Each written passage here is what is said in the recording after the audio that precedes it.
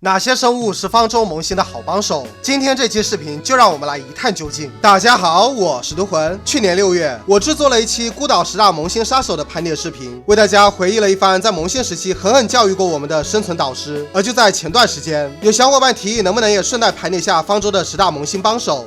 不错的想法。正好最近我也想要放松一下头脑，所以今天咱们就把这期视频给安排上吧。事先声明2点：一，由于萌新这个概念比较抽象，所以本期视频以新手玩家发展前期为标准进行盘点，并且由于不同地图的前期帮手有所差异，所以我们还是以梦石之地孤岛为准。2，由于本榜单是根据个人萌新时期的游玩经历拟定，因此排名会比较主观。如果各位小伙伴没有看到自己喜欢的生物上榜，那么说明我个人不常训它，又或者我认为它已经不属于前期生物了。好的，声明完毕，我们今天的视频正式开始。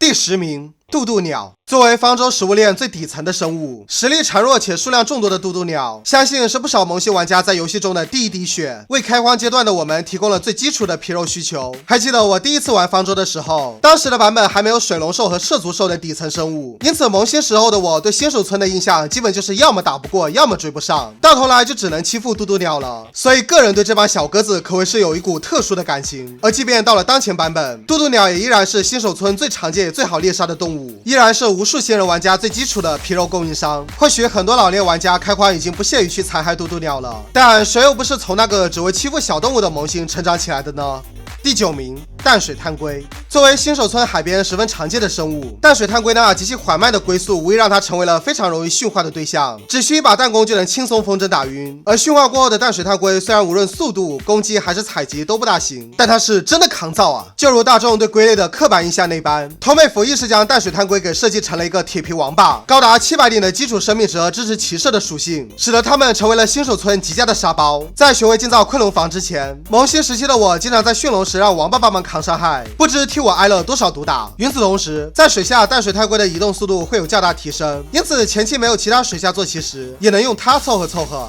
第8名，帝鳄。这个名字的出现可能会让一些小伙伴感到意外，但帝鳄确实是我前期非常喜欢的2期战宠。首先，帝鳄在南方的河道浅海也不少见，不用深入危险的沼泽便能遇上。其次，帝鳄在陆地上的行动十分缓慢，风筝起来亦是毫无难度，所以不用花费多少力气就能将其拿下。驯化后的帝鳄绝对是前期非常不错的水下战宠，它们不仅有着与鱼龙近似的超高游速，还不像鱼龙那样几乎毫无自保能力，同时也有着更高的负重，并且即便我们前期暂时没有下水的需求，水陆2期的它在陆地上也能提供一定的战力。总而言之，在驯服重爪龙、蛇颈龙等更为强大的水下战宠之前，游泳速度快且具有一定战力的帝鳄一直是我探索水下环境的常用坐骑。也正因如此，我对当年网传的所谓方舟3费中有帝鳄感到非常的奇怪。第7名，迅猛龙。能同时上榜萌新杀手和萌新帮手2个排行，也就只有我们又爱又恨的迅哥了。迅哥上榜的理由非常简单，就是常见加好用。在孤岛众多的可骑乘小型战宠中，相较于栖息地偏北方的剑齿虎和恐狼，在南方广泛分布的迅哥可谓区位优势明显。再加上眩晕值本就不高，又有爆头伤害加成，更别提当前版本还砍掉了野生个体的飞扑技能，都使得迅猛龙的驯服门槛大大降低，只需捆流星锤加几发麻醉剑就能搞定。等级低的是这仅需流星锤加木棒。驯化过后的迅哥不仅有着出色的奔跑速度，能够带领玩家迅速探图，更是有着不容小觑的群体增强 buff。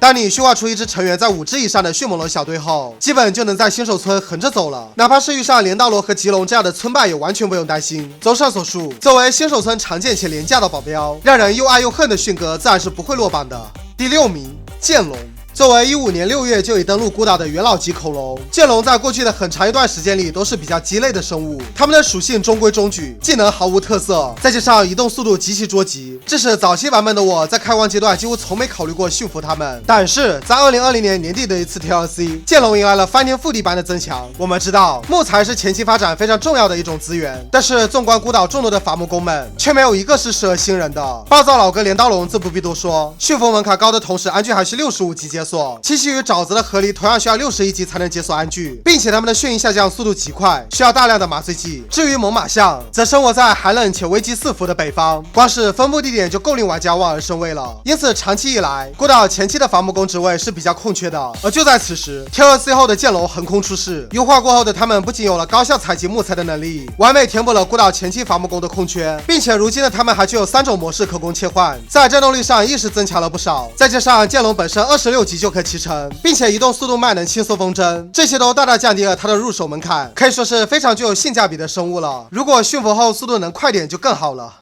第5名，甲龙。方舟玩家都知道，进入铁器时代便意味着我们跨入了一个新的阶段。在接下来的旅途中，各式各样的铁制武器和工具将会令我们对金属锭的消耗越来越大。所以这个时候，高效采集铁矿的能力变成了刚需，而甲龙则正是这方面的专家。作为一种移动速度非常慢的活体装甲车，驯服甲龙同样是一件没有任何难度的事情，仅需毫无操作的放风筝即可。更妙的是，在孤岛东南角落的素食岛上便栖息有甲龙，并且在素食岛的小山上就能看到金属矿，因此只需在36级解锁甲龙鞍后再次扫荡一番，所获取的金属基本就够我们前期的发展所需了。相较于冒险前往地图中其他几座富含铁矿却有危机四伏的山头，在素食岛采集金属对萌新玩家来说绝对是最舒适也最安全的方法了。而除了采集铁矿外，甲龙采集碎石和石头的速度也远远强于我们平时用铁镐和铁斧，可见有了甲龙之后，采集各种矿物都比之前更加方便。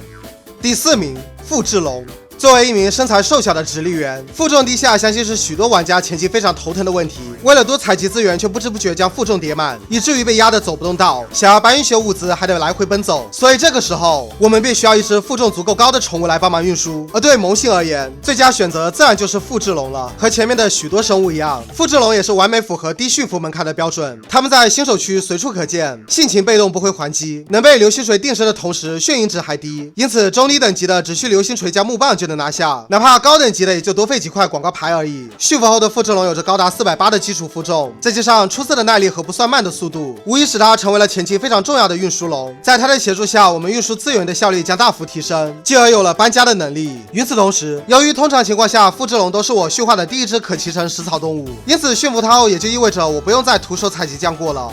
第3名，涉足兽。如果说复制龙能帮助前期的我们高效运输资源，那么涉足兽就是采集资源方面的专家。作为一个不挑食的老实龙，尽管和平驯服的涉足兽有时会要求吃蜂蜜、水蛭血等前期不容易弄到的东西，但如果运气足够好，也能纯用浆果和生肉这些常见食材来驯服一只中低等级的涉足兽。在成功驯服涉足兽后，我们采集常用资源的效率便能大大增加。涉足兽对足足10余种资源有采集加成，并且还能自行选择对几种特定资源进行加点，大幅缓解了许多玩家前期告急的资源需求。顺带说个好玩的，别看涉足兽平时既胆小又怂包，但实际上它的基础攻击高达32点，这个数值足足是驯格的2倍有余，相较于牛龙第2也只低了3点，属实是这名野兽先辈明明实力很强，却过于胆小。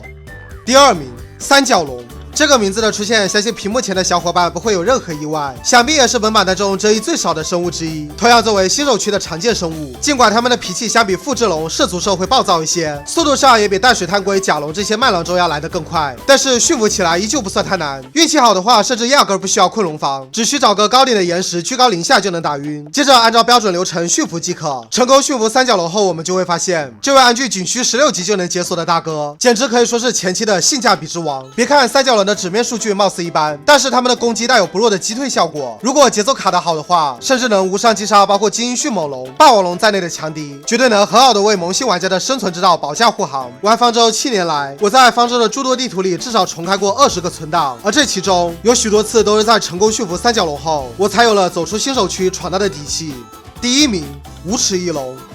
实现无数生存者飞行梦的无齿翼龙终于来了，相信每个方舟玩家都不会忘记第一次骑乘无齿翼龙飞上高空的那股兴奋，和第一次从高处俯瞰孤岛的那种心旷神怡的感觉。同样的，无齿翼龙也具有不少萌新挚友的基本属性，在新手村并不少见，不具备任何攻击性，一发流星锤即可定身，头部还有高额爆头伤害，哪怕高等级的2发麻醉箭也能打晕。在花费极小的代价后，我们就能成功拿下我们的首只飞行坐骑了。虽然无齿翼龙的负重不高，耐力也一般，但却有着较快的飞行速度，因此在有了无齿翼龙后，许多工作都变得轻松且安全了不少。无论是解锁地图、发现资源、寻找生物，又或是引诱想要驯服的对象前往困龙房等等，特别是在逛地图时，无齿翼龙不仅能带领我们舒适的观赏高处的美景，同时也能保障地面上的凶狠猛兽不会对我们造成威胁。当然，某些家伙除外。总而言之，当玩家拥有了无齿翼龙后，无论是移动能力、探图能力、发现资源的能力，还是寻找、驯化野生动物的能力，都将大幅提升，可以说是让游戏体验有了大幅度的飞跃。可见无论现实生活还是游戏世界，飞行的能力都是那么的令人向往。正因如此，我将无齿翼龙排在了本榜单的榜首。